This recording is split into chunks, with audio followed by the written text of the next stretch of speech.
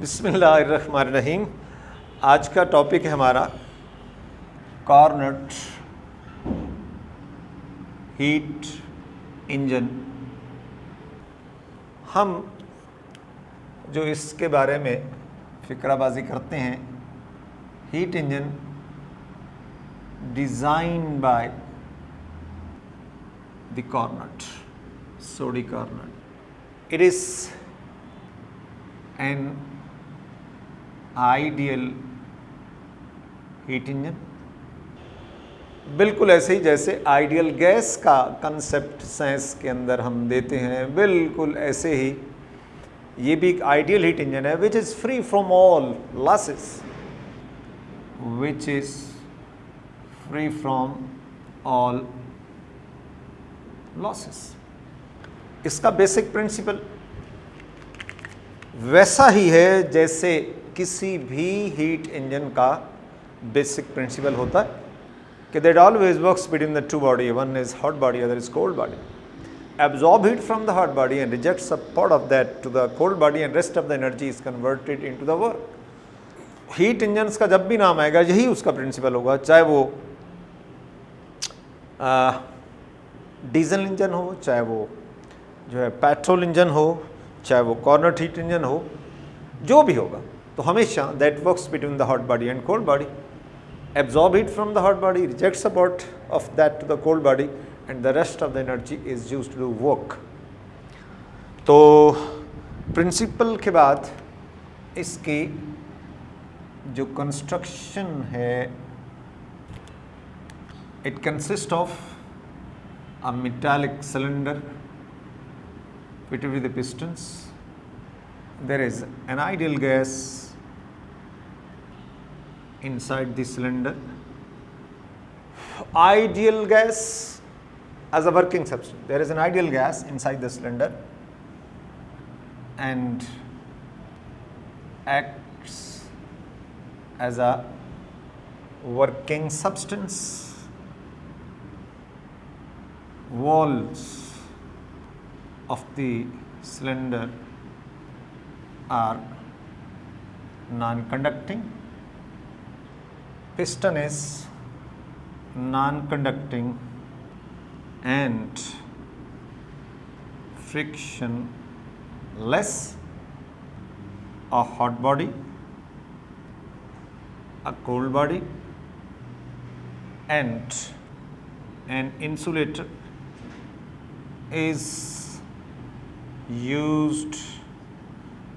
are used in the working of Carnot heat engine. Constructions के बाद अब हम आ जाते हैं वर्किंग के ऊपर। इसकी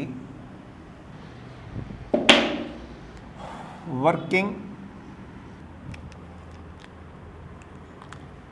heat engine, Carnot heat engine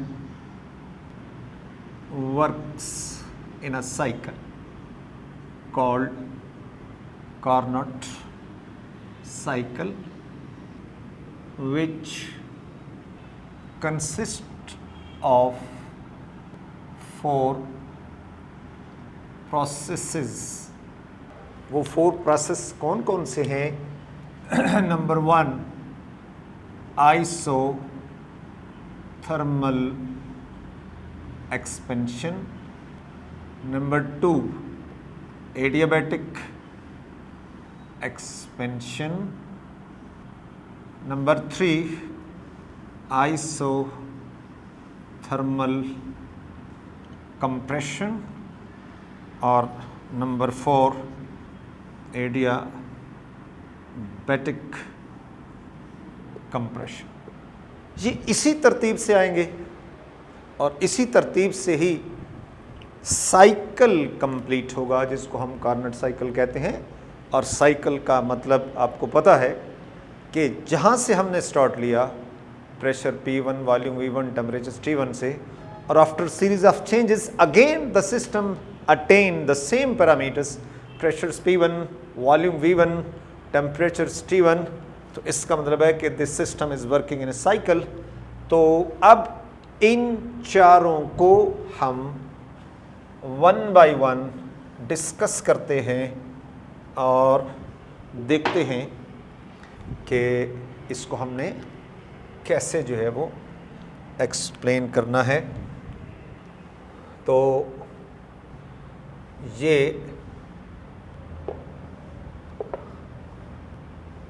let we have a cylinder fitted with a piston.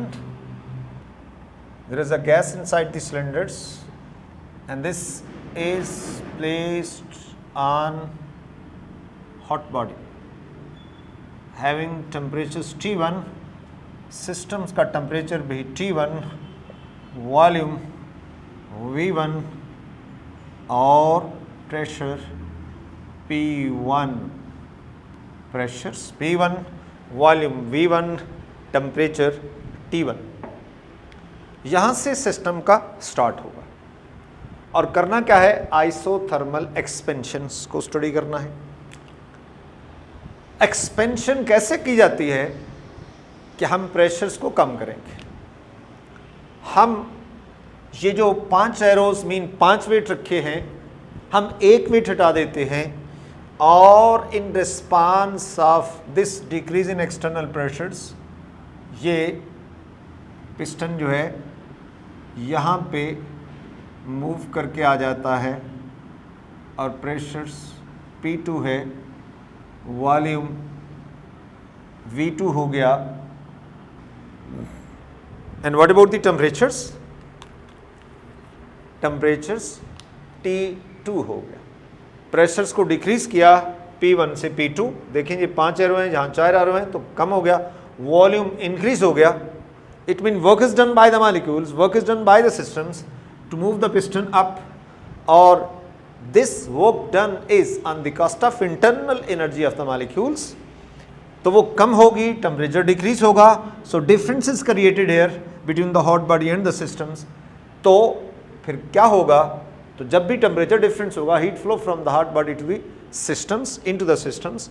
लिहाजा कब तक ये हीट फ्लो करती रहेगी, till temperature becomes T1, mean वो जो डिक्रीज हुआ in the internal energy in the temperature, that is compensated by this heat which is supplied by the hot body.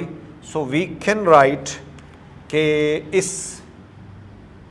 P1 V1 T1 से हम पहुँचे P2 V2, temperature वही होगा T1, और ख़ास बात सिस्टम हीट एब्जॉर्ब कर रहा है, and we say that Q1 amount of heat is absorbed by the system from the hot body. अब हम सेकेंड प्रोसेस है हमारे पास, and that is adiabatic expansion. तो एडियाबैटिक एक्सपेंशन में system is placed on an insulators. System is placed on an insulators. ये हम already पढ़ चुके हैं कि system is placed on an insulator and we have to make the expansion 1 2 3 4 arrows, mean initial pressures P2 है, volume V2 है और temperature T1 है। We want to made expansion, तो कैसे करेंगे, ये होगा बाय डिक्रीजिंग द प्रेशर्स। ये हम प्रेशर्स को डिक्रीज करते हैं। लेट हम एक वेट हटा देते हैं तो ये पिस्टन ज़रा सा ऊपर मूव करेगा और रुक जाएगा कि मॉलिक्यूल्स के अंदर इतनी ही शक्ति थी काम करने की, अब वो फर्दर उसको मूव नहीं कर सकते। वजह कि जो डिक्रीज इन इंटरनल एनर्जी हो रहा है, that can not be compensated by any means. लिहाजा वो अपने ही एनर्जी के ऊपर जो उन्होंने काम करना था इतना सा कर दिया। अब हम उनकी हेल्प करते हैं, सिस्टम्स की हेल्प करते हैं, मॉलिक्यूल्स की हेल्प करते हैं। कैसे, एक वेट हटाए, एक और हटा दिया, फिर ज़रा सा पिस्टन ऊपर मूव किया और फिर रुक गया, हमने एक और वेट हटा दिया, पिस्टन इस तरह आहिस्ता आहिस्ता जो है हम इस काबिल हो जाते हैं कि there is a pressure P3 और volume becomes V3 and temperature becomes T2 which is less than T1। तो इस केस के अंदर हम कहाँ पहुँचे, ये प्रेशर्स P2 V2 T1 से P3 V3 T2 और delta Q 0, no heat can transfer in or out of the system। तो ये खास बात होगी कि during adiabatic expansions pressure volume temperature changes to these parameters P3 V3 और T2। अब टेम्परेचर डिक्रीज हो गया। Now we have to discuss isothermal compression, ये तीसरा प्रोसेस। उसके लिए system is placed on a cold body, system is placed on the cold body, system is placed on the cold body, cold body having temperatures T2। इस वक्त systems का temperature भी कितना है, T2 है। और here is the pressures, here is the piston, जहाँ pistons का प्रेशर्स कितना है, P3 है, वॉल्यूम V3 है, टेम्परेचर्स T2 है। These are the initial conditions for isothermal compressions। तो इनिशियली हम देख रहे हैं कि दोनों बॉडीज़ का टेम्परेचर, सिस्टम्स का और कोल्ड बॉडी का टेम्परेचर इक्वल है, तो हीट तो ट्रांसफ़र नहीं होगी। नाउ वी मेड कंप्रेशंस, हम क्या करते हैं, हम कंप्रेस करते हैं इस सिस्टम्स को। तो कंप्रेस कैसे होता है, प्रेशर्स बढ़ा के कंप्रेस होता है। हमने सिस्टम्स को ये 3 एरोस लगा दिए, सिस्टम्स को ये P4 कह दिया और इधर जो है V4, volume decreases to V4। and what about the temperatures, what about the internal energy? हमें पता है कि जब हम कंप्रेस करते हैं, we are doing work on the system, we are doing work on the system, and as a result that causes increase in internal energy, that causes increase in internal energy of the system। तो temperatures बढ़ेगा। इसमें एक बात ये भी याद रखें कि work done on the system appear in the form of increase in internal energy. बढ़ेगी तो इंटरनल टेम्परेचर्स बढ़ जाएगा और कोल्ड बॉडी का टेम्परेचर तो वही है। लिहाजा अब इस केस के अंदर क्या होगा, heat will flow out system से कोल्ड बॉडी की तरफ। In other words system absorb heat, चूंकि सिस्टम्स का टेम्परेचर बढ़ गया है जिसकी वजह से कोल्ड बॉडी ने हीट को एब्जॉर्ब करना शुरू कर दिया। और ये कब तक एब्जॉर्ब करेगा, till the temperature becomes equal to that of T2। Systems का टेम्परेचर जिसमें इंक्रीज हुआ था वो वापस T2 पे आ जाएगा। तो इस तरह in this system, in this process, pressures P3 V3 T2 से हम आ गए P4 V4 बट T2। और ख़ास बात इसके अंदर क्या होगी, system rejects heat to the cold body, system rejects heat to the cold body. पहले उसमें सिस्टम ने हीट को एब्जॉर्ब किया था और अब इस तीसरे आइसोथर्मल कंप्रेशंस के अंदर सिस्टम हीट रिजेक्ट कर रहा है या कोल्ड बॉडी सिस्टम से हीट ले रहा है, एब्जॉर्ब कर रहा है। ये चेंज आ गया और लास्ट पे हम पहुंचते हैं। तो लास्टली हमें now the system is placed on insulator, इसलिए कि चौथे नंबर पे फिर हमारे पास प्रोसेस है एडियाबैटिक कंप्रेशन, और इसमें system is placed on an insulator, pressures P1, P3, sorry. Now this is not the initial conditions, this is the initial conditions. Pressures है P4, volume V4, here is the volume, there are 3 arrows, pressure is P4, volume is V4 and temperature is T2. अब हमने further compress करना है till the volume decreases to, pressure बढ़ाएंगे, volume, ये 5 arrows P1 को represent करते हैं, volume becomes V1 and temperature becomes T1 which is greater than T2. So in this process during adiabatic compressions हमने pressure बढ़ाया, compress किया P4 से 5 arrows mean P1 हो गया, वॉल्यूम वापस V1 के बराबर हो गया और टेम्परेचर T2 से बढ़ गया, T1 हो गया।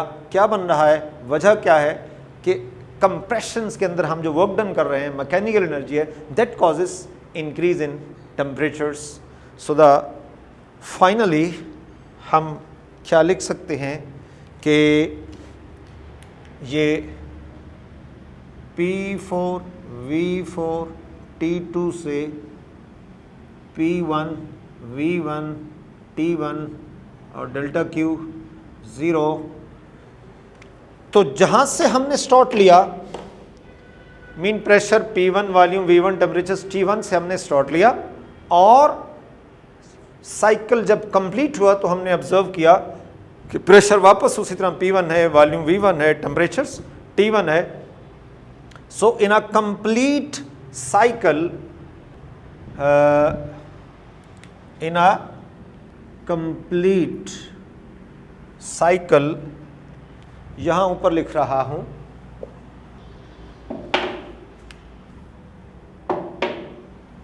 इन a complete cycle, heat absorb Q1, heat rejected Q2,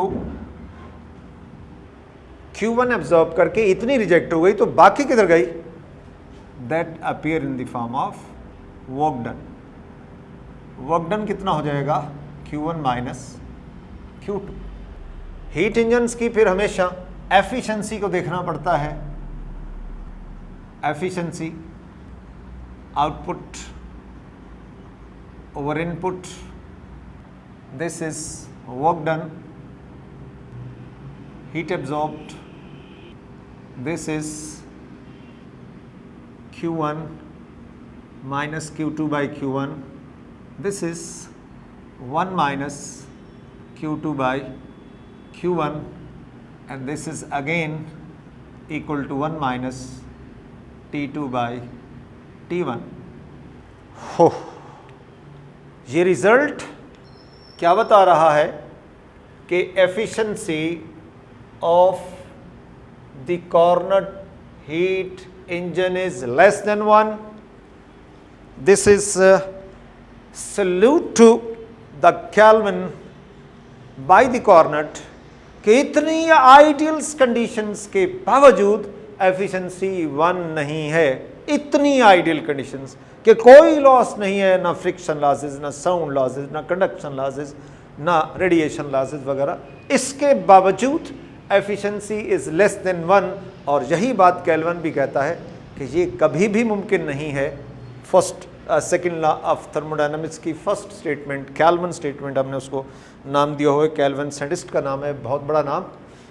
तो वो भी कहीं कहता है कि किसी भी हीट इंजन्स की एफिशिएंसी 1 नहीं हो सकती। तो इन आइडियल सिचुएशंस के अंदर भी efficiency of the Carnot heat engine is less than 1। ये 1 हो सकती है अगर T2 0 हो, 0 केल्विन। अब हमें पता है कि 0 केल्विन की कोई पॉसिबिलिटी नहीं है, लिहाजा ये कभी भी मुमकिन नहीं है कि कॉर्नर हीट इंजन्स की एफिशिएंसी 1 हो। और इसके बाद जो है हम बात करते हैं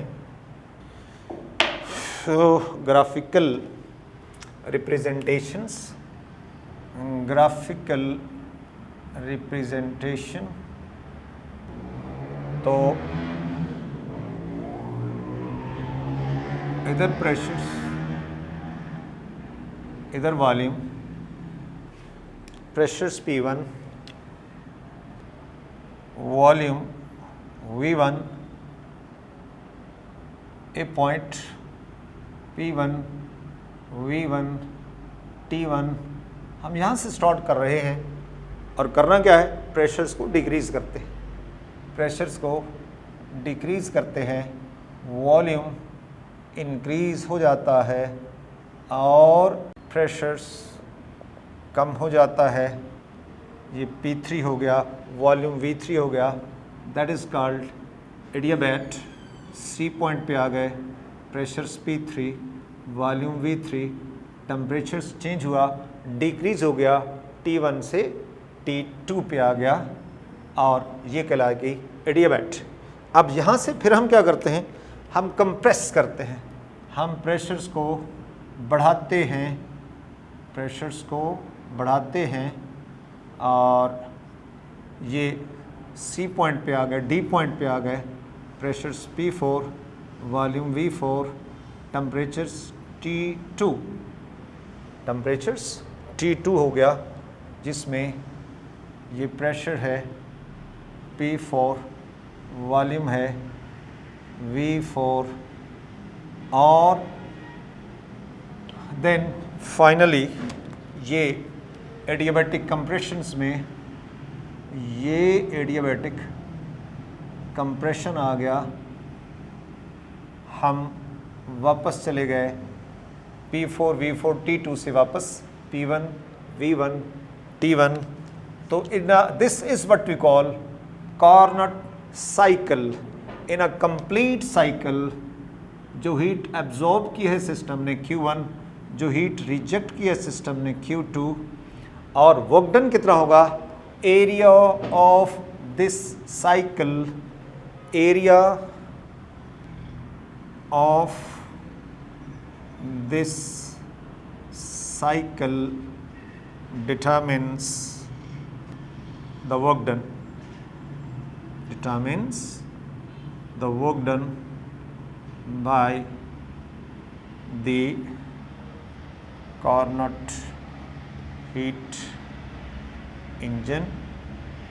और एक आखिर में कार्नट थ्योरम है कि the efficiency of the Carnot heat engine, the efficiency of the Carnot heat engine will be greater than all other heat engines, all other heat engines working in same condition। मतलब कि वही T1 और T2 सब engines के लिए same हो, hot body का और कोल्ड बॉडी का टेम्परेचर्स। तो कंपैरिजन है कि जो